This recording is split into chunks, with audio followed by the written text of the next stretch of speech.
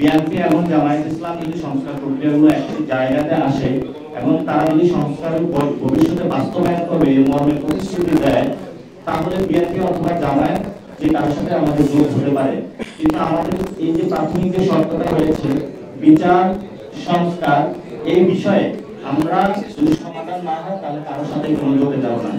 আর 2024-এর পরে এর পূর্বে যে ধরনের হলো তার দলীয় জোট মহাজোট এটা এইভাবে কাজ করবে না। আপনারা জানেন প্রত্যেকটা পার্টি তার নিজস্ব প্রতীকে হলো নির্বাচন করতে হবে। তো সেই জন্য হলো প্রতীক বিক্রির দিন শেষ।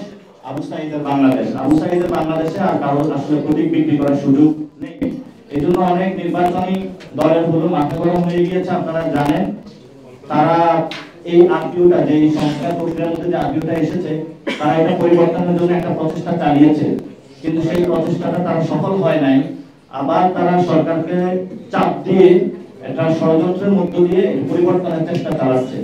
এই জন্য আমরা যে ছোট ছোট পার্টিগুলো রয়েছে তাদের কাছে আবেদন জানাবো যে আপনারা একটা দুইটা সিটের কাছে আপনাদের পুরো পার্টি অথবা জীবনের যে পরিশ্রম, জীবনের যে স্বপ্ন সেটা বিক্রি করে দেবেন না। বিএনপি যে মনোনয়নগুলো দিয়েছে আপনারা তো দেখেছেন, একজন গুলিবিদ্ধ হয়েছে, আমরা এটা তীব্র নিন্দা জানাচ্ছি। এবং আপনারা দেখেছেন রোড ব্লক হয়েছে এবং রাস্তায় আগুন জ্বলেছে। আগুন জ্বলবে তো চুলায়, আগুন কেন রাস্তায় জ্বলবে? তারপরে আমরা দেখেছি রোড ব্লক হয়েছে। রোড ব্লক কেন করতে যাবেন?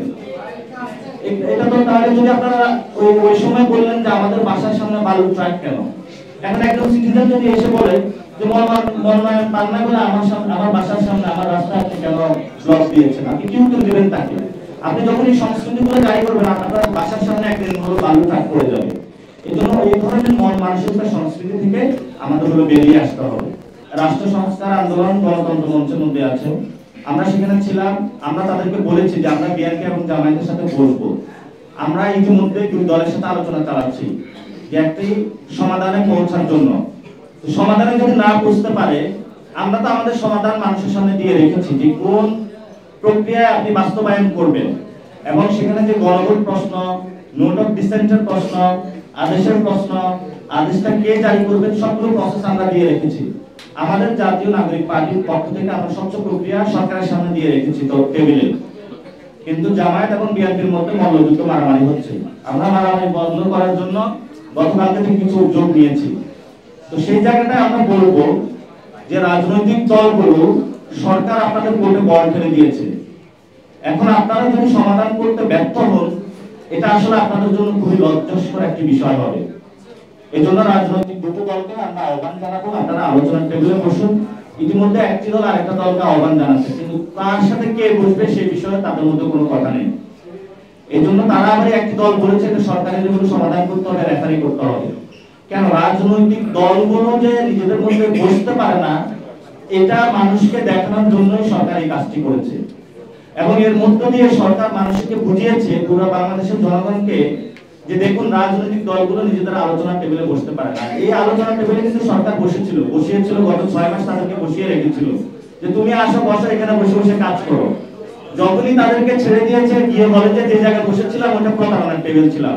তাহলে গত 6 মাস আপনি প্রতারণা করেছেন, এখন এসে বলতেছেন যে আমি প্রতারণার টেবিলে ছিলাম না। তা আপনিও তো প্রতারণা কর্মসূচির অংশ ছিলেন যদি এটা প্রতারণা হয়। এই জন্য রাজনৈতিক দলগুলোর এই সংস্কৃতিটা বন্ধ করতে হবে। আমাদের পার্টি থেকে আমরা উদ্যোগ নিয়েছি, দুই দলের সাথে আলোচনা চলমান আছে, যে 9 দলের যে একটি জোট হয়েছে সেখানেও আলোচনা চলমান আছে। তবে জোট প্রশ্নে 9 দলের আমাদের একটি পলিটিক্যাল জট হওয়ার সম্ভাবনা রয়েছে, অর্থাৎ গণতন্ত্র মঞ্চ প্লাস যে 3 দল রয়েছে সেখানে একটি রাজনৈতিক জোট হওয়ার সম্ভাবনা রয়েছে। কারণ আমরা পুরো বাংলাদেশের সংঘাত বন্ধ করার আহ্বান জানাবো। বিএনপি অলরেডি সংঘাত শুরু করে দিয়েছে, জামায়াত তো মাঠে নেমেছে। আসলে বাংলাদেশ কোন সংঘাতের দিকে যাচ্ছে আমাদের জানা নেই। এজন্য দুটি দলকে আমরা আহ্বান জানাবো সংঘাত বন্ধ করুন।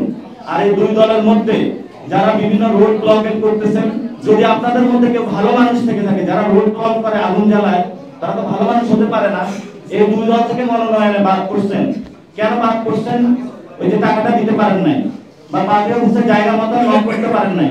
আপনারা আমাদের জাতীয় নাগরিক পার্টিতে যোগাযোগ করবেন। যদি আপনারা ভালো মানুষ হন তাহলে আমরা আপনাদের প্রার্থীটা দিব, এবং ইনশাআল্লাহ জনগণের প্রার্থী থেকে এবার ভোট দেবে। কোন সন্ত্রাস, চাঁদাবাদ, ধর্মীয় ফেসিবাদকে আগামী নির্বাচনে কেউ ভোট দেবে না।